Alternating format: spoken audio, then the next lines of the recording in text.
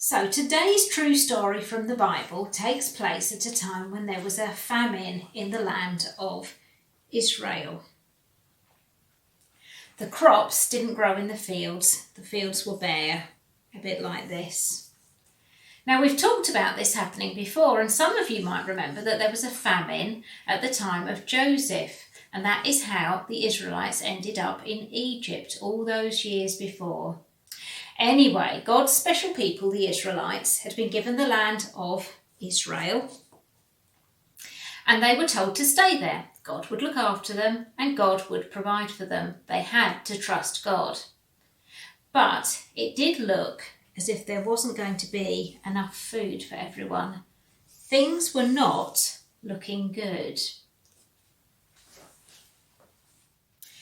Meanwhile, in a country some distance away called Moab, there was no famine. In fact, the fields looked more like this.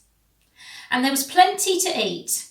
However, this was a land where the Israelites had been told not to go. Now, there was an Israelite man called Elimelech. Here he is. And he had a wife called Naomi. Here she is. And they lived in a town in Israel called Bethlehem. Now, I think you might have heard of Bethlehem because that is where, many years later, Jesus was born. So here's their house in Bethlehem. Now, Elimelech and Naomi had two sons. They were called Mahlon and Chilion. Now, one day during the famine, Elimelech and Naomi made a decision which may not have been very wise. You know, Elimelech, I'm starting to get very worried about this famine. I don't think there's going to be enough food to last this year.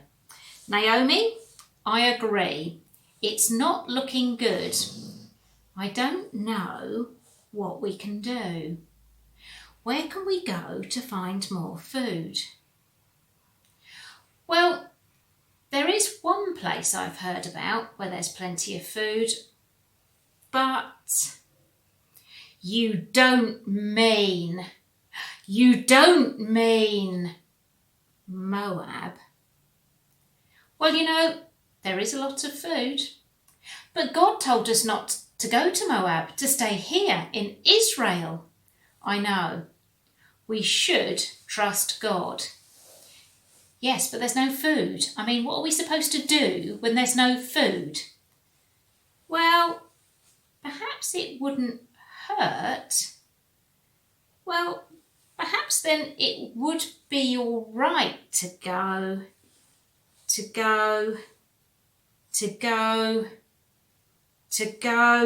Moab. So Elimelech and Naomi and their two sons, Mahlon and Chilion, started to pack up their things to go to Moab. Here's the kitchen things. Let's pack those. Make sure we've got all of the plates and all the bowls. Yep, they've packed in nicely. Good, they're ready to go. And let's pack our clothes. So we've got the brown ones and the brown and gold ones. Oh, stripy ones. Fold them neatly because they've got a long way to go. And oh look, here's this really quite pretty one here. Put that into the box to go. More stripy ones. Oh, and a plain one. That should do. Put the lid on that. There's quite a lot of stuff, isn't it? But look, we've got actually 1, 2, 3 more sacks of things to go. So Elimelech and Naomi and Mahlon and Chilion left Israel, left Bethlehem, and began the journey to Moab.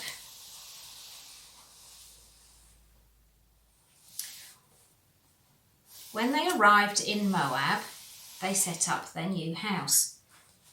Oh, nice house. Let's unpack.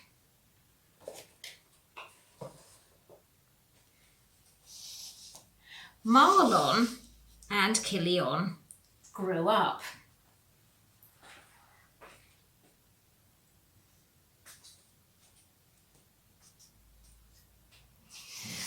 Mum, Dad, I've met this lovely new girl. Her name's Orpah and we're getting married.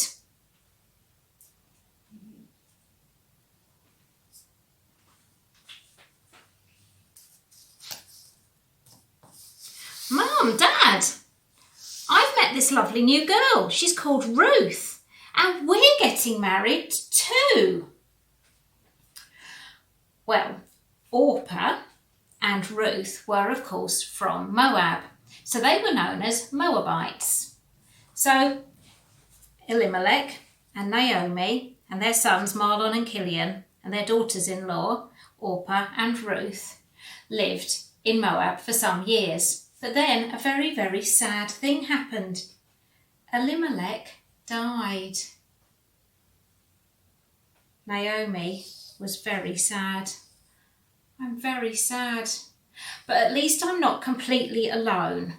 I still have my two sons, Mahlon and Kilion, and their two wives, Orpah and Ruth. Yes, Mum, we're here. We're here. We'll look after you. We're here for you. But after some time had passed, another very sad thing happened. Mahlon and Kilion also died. Naomi's two sons. Poor Naomi. She had lost her husband and both her sons.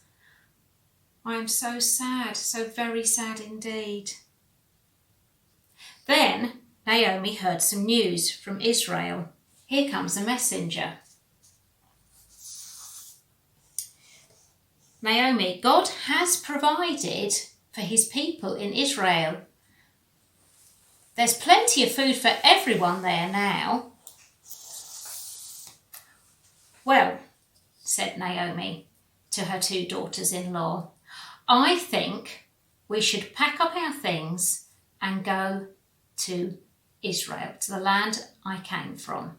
So Naomi and Orpah and Ruth packed their things and began the journey back to Israel.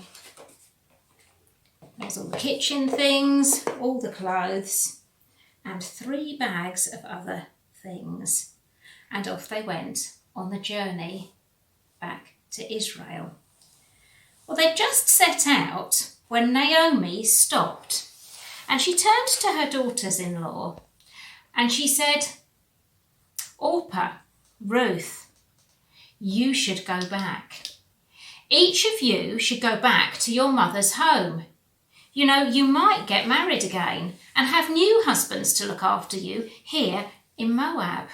Well, Orpah and Ruth cried. No, Naomi, we want to stay with you. We'll look after you. No, said Naomi, it would be better for you to stay in Moab. You are Moabites. This is where you were born and grew up. You belong here with your people. Well, in the end, Orpah kissed her mother-in-law goodbye and she returned to Moab. But Ruth clung to Naomi and she said, wherever you go, I will go with you. Wherever you stay, I will stay. Your people will be my people. Your God is my God, she said. So Orpah went back to Moab, but Ruth carried on to Israel with Naomi. When Ruth and Naomi arrived back in Israel, they went back to the little town of Bethlehem, where Naomi had come from. when they entered Bethlehem, the neighbours came out to see them.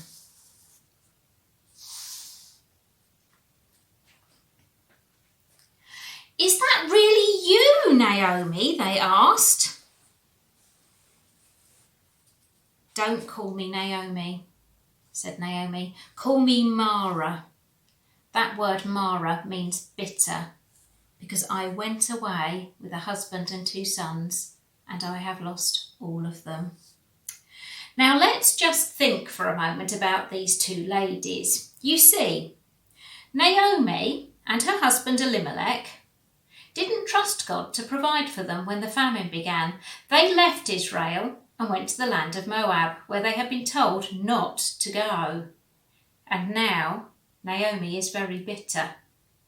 Ruth, on the other hand, does trust God. She told Naomi that Naomi's God was her God, and she left Moab, the land of her birth, to go to Israel, to be with God's people. And next time we will find out how God blessed Ruth because she trusted him, and how he helped Naomi because of Ruth. But you'll have to come back next time to find out how God did that. But now we're going to do our craft to help us remember the story and to tell it to other people.